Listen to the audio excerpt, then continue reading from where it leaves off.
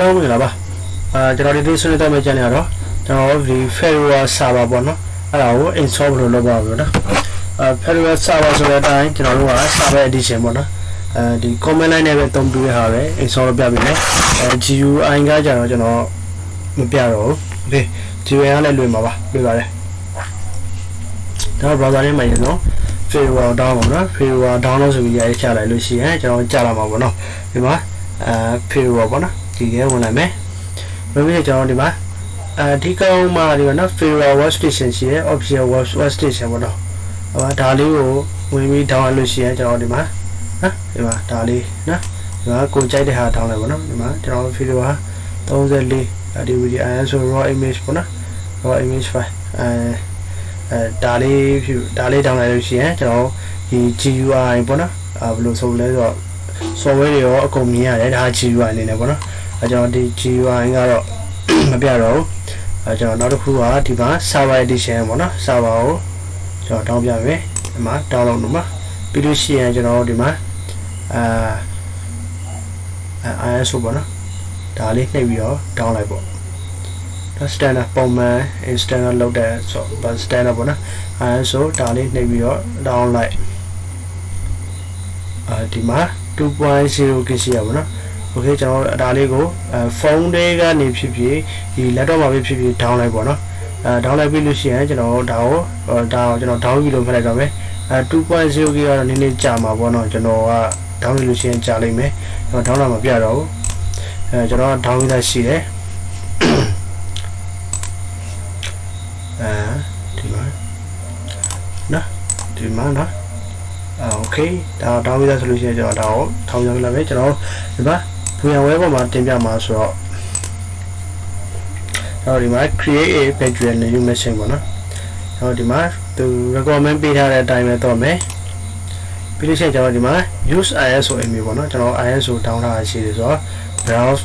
ပြီးလို့ရှိရင်ကျွန်တော် download ဆိုတော့ download တော့လိုက်မယ်ပြီးရင်ကျွန်တော်ဒီမှာဒီ ISO file ရွေးပေးမယ်ပြီးလို့ရှိရင်ကျွန်တော်ဒီမှာဒါလေးကိုထောက်လိုက်ပေါ့နော်ပြီးလို့ရှိရင် next ပြီးလို့ရှိရင်ကျွန်တော်ဒီမှာ password ထားမယ်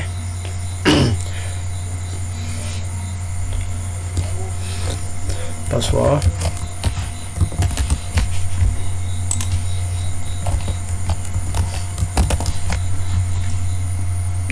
next one Fedora 64-bit Fedora ပဲFedora SARVE စာပါထားလိုက်မယ်next တော့ဒီမှာဒါလေးကိုကြတော့ကျွန်တော်50လောက်ပြလိုက်မယ်နော်ဒီချိန်ကျွန်တော် finish အဲ့ဒါသူစာပြီး install လုပ်ပြီးနေပါ show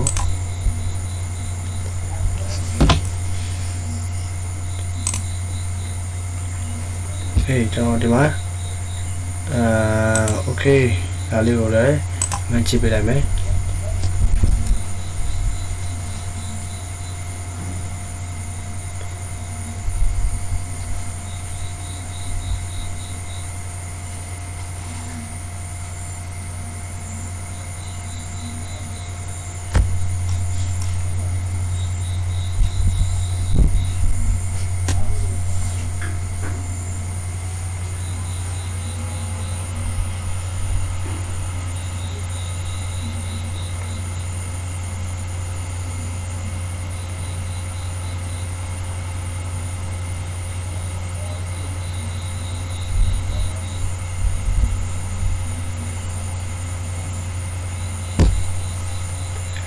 ကျွန်တော်ဒီမှာဘာသာစကားရွေးတဲ့နေရာရောက်ပြီ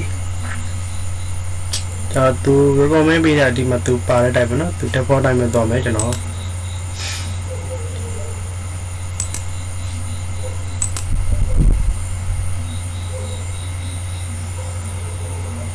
ခေကျွန်တော်ဒီမှာinstallation ပေါ့เนาะဒီမှာသူရွေးခိုင်းတာဒီမှာကျွန်တော်ဒါလေးကိုရွေးပေးမယ်ပြီးလို့ရှိရင်refresh risky okay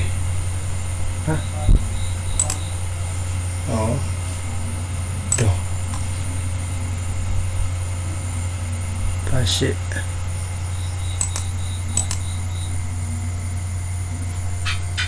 right ဒါကိုကျွန်တော် encrypt လုပ်ပြီးတော့ဒီဟာကိုပြန်ဖြုတ်ထားလိုက်မယ်တော့လူရှင်းကြောင်း root password ကျွန်တော်ထည့်မယ်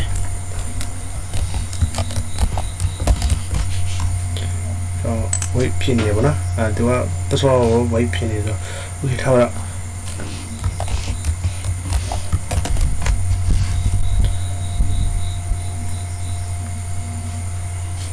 ဒီပါတော့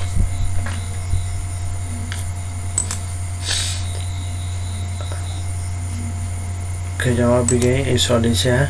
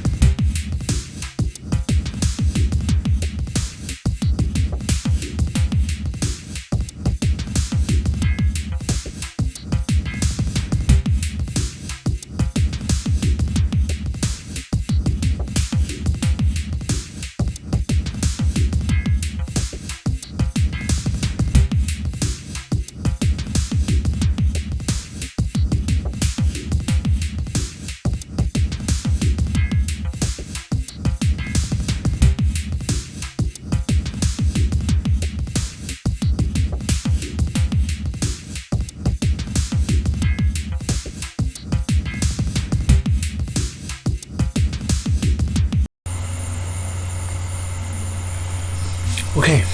တော့ဒီမှာreboot လုပ်ခိုင်းရအောင်နော် reboot လုပ်လိုက်မယ်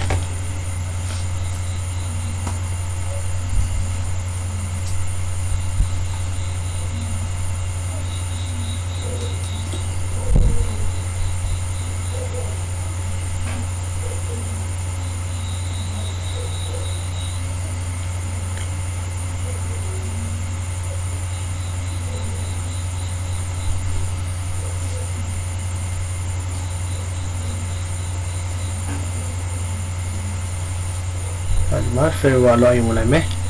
ဒီမှာမဝင်ဘဲနဲ့ကျွန်တော်ဒီမှာ Fedora ရယ်နော် Fedora ကိုဒီမှာ sorry တော့ကျွန်တော်ရေးလိုက်မယ်။ပြီးလို့ရှိရင်ကျွန်တော်ဒီမှာနော်သူပေါ်နေတဲ့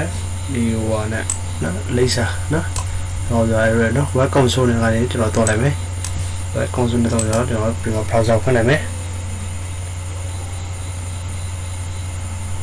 browser တော့မဟုတ်ဒီနော် web console တော့မဟုတ်ကျွန်တော်သူပေးထားတဲ့ဒီ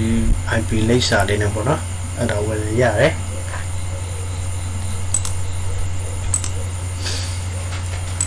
အဲ့ကြောင့်ဒီမှာနော် sorry အဲ့မှာဝင်မယ်https နော် https petition 172.168.1.8 sorry ကိုလာပြီးလို့ရှိရင်90 slash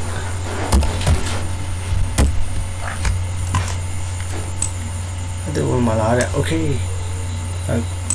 recommend sorry https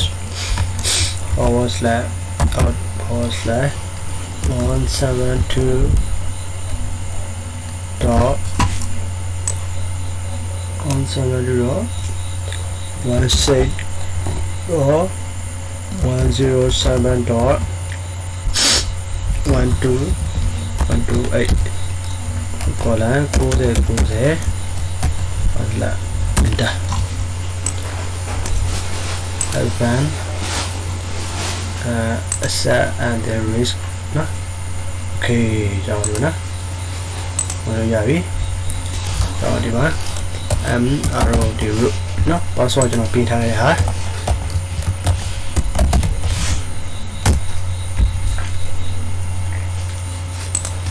đó thì mà rồi pin thang này là một nhà để cho nó đúng là một cái arrow di root pin á ok đó rồi đi mà mình giờ đi alo solution á တော့ဒီမှာပါတယ်လုပ်ရလဲဆိုတော့ကျွန်တော်ဒီမှာoverview ကြည့်မယ်ကျွန်တော် memory ဒီအသုံးပြုနေတာကျွန်တော် 2KB ပေးထားတယ် 2KB ပေးထားတဲ့ဟာကိုနော်သူဒီမှာလုပ်နေတယ် CPU 1 CPU ပေးထားတယ် system information ကကျွန်တော်ဒီမှာနော်okay ပြီးလို့ရှိရင်ကျွန်တော်တို့ log storage ဆိုရတာနော် storage တို့လုံးနေရဟာတွေပြီးတော့ now okay ကျွန်တော်ဒီမှာနော် account ဒီကောင်းနော်ဒီကိုကြိုက်တဲ့ဟာတွေလုပ်လို့ရတယ်ကိုကြိုက်တဲ့တိုင်းစီစဉ်လို့ရတယ် okay ကျွန်တော်ဒီမှာနော် root ကျွန်တော်ကောင်းက root ကောင်းဒီရှင်းကျွန်တော်ဒီမှာ submit တော့ဒီမှာ okay နော်ဒီမှာ submit သူရတဲ့ submit တွေ okay ကျွန်တော်ဒီမှာ terminal ရှိမယ် terminal မှာကျွန်တော် ib ခေါ်ကြည့်မယ် config config နော် okay ကျွန်တော်ဒီမှာ main os နဲ့ချိတ်ဆက်မဆက်ကိုကျွန်တော်ကြည့်မယ်ပြင်ကြည့်ပါဘောနော်ဒီမှာ config config okay ကျွန်တော်ဒီမှာနော်ကျွန်တော် ib ရဒီမှာနော် okay ကျွန်တော်ဒီမှာ ping 19192.168.42.230 enter နော်သူချိန်တယ်ခေကျွန်တော်ဒီကနေပင်ကြည့်မယ်ping ပင်ကျွန်တော်သူ့ရဲ့ ip ကတော့ဒီမှာနော်172တော့ဒါလေးပါနော်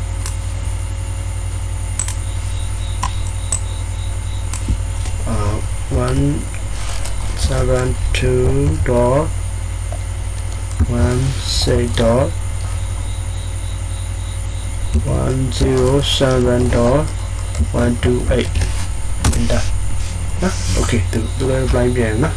သူချိန်ဆက်မိရပါနော်ဟိုဘက်ဒီဘက် okay ကျန်တာကတော့ကိုယ့်အောင်နော်စမ်းကြည့်လို့ရတယ်စိတ်ကြဆန်းလို့ရပါပြီနော် okay